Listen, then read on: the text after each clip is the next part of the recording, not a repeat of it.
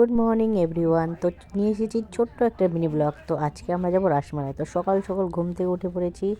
এখন আমি আছি শ্বশুরবাড়ি, যাব এখন বাপের বাড়ি রেডি হতে। তো আমার সাথে আমার বোনও আছে। তো এত সকাল সকাল উঠেছি যে অন্ধকার অন্ধকার, কিন্তু ভালো লাগছিলো। অনেক দিন পর এরকম মর্নিংয়ে উঠলাম ঘুম থেকে, সে দারুণ লাগছিল। তো আমি আর বোনও তো বেরিয়ে পড়েছি, আর খুবই ভালো লাগছিলো সকাল টাইমটা। বুনুকে দেখো, অত ঠান্ডাতে টুপি টুপি পরে নিয়েছে, আর আমাদের খুবই ভালো হচ্ছিলো। মানে আমি অনেক দিন পরে এরকম মর্নিংয়ে উঠলাম, কারণ আগে খুব উঠতাম সকালবেলা, আর এখন তো কুড়িয়া হয়ে গেছে। আমি যেটা সত্যি কথা, এত কুড়িয়া হয়ে গেছে, ওঠার শক্তি আমার নেই। তো এমনি মানে কি বলবো, সকাল সকাল যাবো দেখে একটু তাড়াহুড়া আছে, যে আমাদের 7টায় ট্রেন আছে, তো আমাদের যেতে হবে তাড়াহুড়া। তো বোনকে বললাম যে তাড়াতাড়ি চলে আয়। তো ও বললো যে ঠান্ডার মধ্যে আমি যেমন পারবো তেমনই যাবো। যাই হোক, উল্টা আমাকে কথা শোনায় দিল। তো সাপ্লাই যে দাদাটাকে দেখলাম যে পুরো মর্নিং ওয়াক করতেছে। তো আমি বুড়োকে বললাম যে আগে আমরাও এরকম মর্নিং ওয়াক করতাম, সেই মজা লাগতো সকাল টাইমটা। আর এখন না, তাড়াতাড়ি যাই, এবার বাড়ি যেয়ে ধমাধম রেডি হই। তো বাড়িতে এসে দেখি এখনও এই বাড়ির লোক ঘুম থেকে ওঠেনি, আমার মা বাবা এখনও মনে হয় ওঠেনি। তো বুনো ডাকাডাকি শুরু করছে, তো আমিও ডাকাডাকি শুরু করছি। তো গেটটা খুলে দেখি ও আমার ভাই উঠে পড়েছে, কারণ আমার ভাইও আমাদের সাথে যাবে। তো ওকে বললাম যে তাড়াতাড়ি রেডি হয়ে নে, টাইম নেই। তো ফাইনালি আমি রেডি হয়ে গেছি। তো আমি সবাইকে বললাম যে তাড়াতাড়ি রেডি হওয়া, কারণ টাইম নেই, আমাদের ট্রেনের টাইম হয়ে যাচ্ছে। তো সবাইকে বলছি তাড়াতাড়ি রেডি হয়ে নেন, টাইম নেই ভাই। তো ফাইনালি আমরা এনজেপিতে চলে এসেছি। তো আমাদের ট্রেনটা ওদিকে দাঁড়িয়েছিল, তো আমি বলতেছিলাম যে তাড়াতাড়ি চলে আয় তোরা। ওরা তো গল্প করে টিপির টিপির করে আসতেছে, কি বলবো আর। তো সবাই মিলে ট্রেনে উঠে গেছি। তো আমার বান্ধবীরা এসেছে, এই যে একটা বান্ধবী বোনু, ওরা সবাই এসেছে। তো এই যে ইনিও গেছিলো আমাদের সাথে, এনার নাম হলো ঋষি, একটা বন্ধু। আর এই যে আমার বান্ধবী, সবাই চলে এসে পড়েছি, ট্রেনের মধ্যে উঠে গেছি। এবার আরামসে যাবো। যে ভাই একটা, যে ভাই আর ভাইয়ের বান্ধবী, মানে বান্ধবী না, মানে কি বলবো আর। আর যে আমার সঞ্জু, এটা আমার ভাই, তো জানোই তোমরা।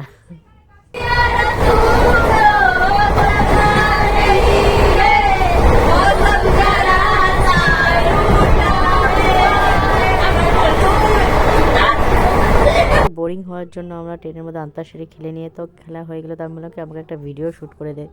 এটা আমি একটু স্লো মোশনে গান টান দিয়ে বানাবো, তো ভিডিও একটা করে দিচ্ছে, আর আমি একটু মজাতে ভিডিওটা বানাচ্ছি। তো এখন আমরা চলে এসেছি রাজবাড়ি। তো আগে রাজবাড়ি দিলে তারপরে মেলায় যাবো। আর তার মধ্যে আমরা জানি না, যখনই আসি এই ঠাটা পুরো রোদ, এগুলোই মনে হয় আমাদের মজা লাগতেছে।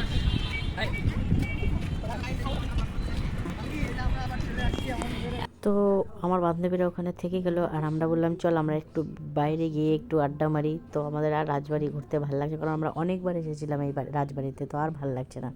তো আমি বললাম যে চল খিচ মেরি ফটো। তো আমি এখানে একটু ডান্সও করা শুরু করছি, হরে কৃষ্ণ হরে কৃষ্ণ, আমার সাথে সাথে ওরাও গান করছিল। তো রাসমেলার সবচেয়ে ফেমাস 5 টাকার জিনিস, যে দোকানে এত ভিড়, আমি কিছু নিতেও পারিনি, কিছু মানে কি বলবো, দেখতেও পারিনি, এত ভিড়। তো সবচেয়ে ভালো 5 টাকা, জানে বা 5 টাকা না। আর লোকে 5 টাকার জন্য এত ভিড় কে করে ভাই? 5 টাকা তো নর্মালের দোকানে পাওয়া যায়, আমরা তো দেখতেই পাইনি কি।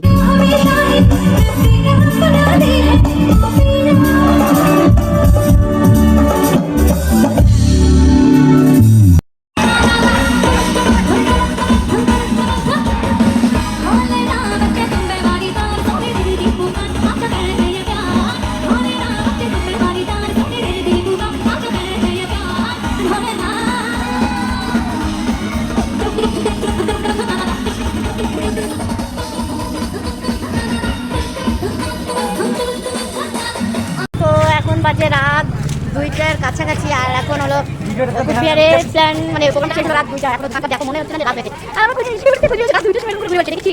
আর আমাদের সাথে আমাদের ডর আছে, দেখা যাচ্ছে গান। আর আরো পিছনে দুটো সদস্য আছে। তো ভাই রাত 2টার সময় কি করতে পারবো? দারুণ দারুণ, মানে দারুণ মজা হচ্ছে।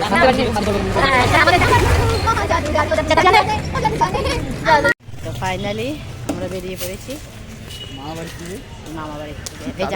এই যে আমার দাদু বাড়ি, এটা রুমার দাদু বাড়ি, সেই বড় লোক দাদু বাড়ি। রুমার তো দাদু বাড়িটা সেই বড় লোক, কিন্তু ভালো লাগলো। ভালো তো দাদু বাড়িটা আমার সবার ভালো লাগলো, সেই ভালো লাগলো দেখে। ওর দাদু সবই ভালো লাগলো, কিন্তু একটা জিনিস আমার ভালো লাগে না, যেটা বলে কি ফুট ছোটরা দাদু, এরকম বলতে হয় না। এত অপমান আমার দাদুকে। ঠিক আছে, আবার ডুব হয়ে উঠেছে। না হোটেলে না, দাদু বাড়ি। দাদু বাড়ি। তো সবাই অনেক টায়ার্ড, তো এখানে ভিডিওটা শেষ করছি। এটা আমার ছোট্ট একটা মিনি ব্লগ, কেমন লাগলো বলো।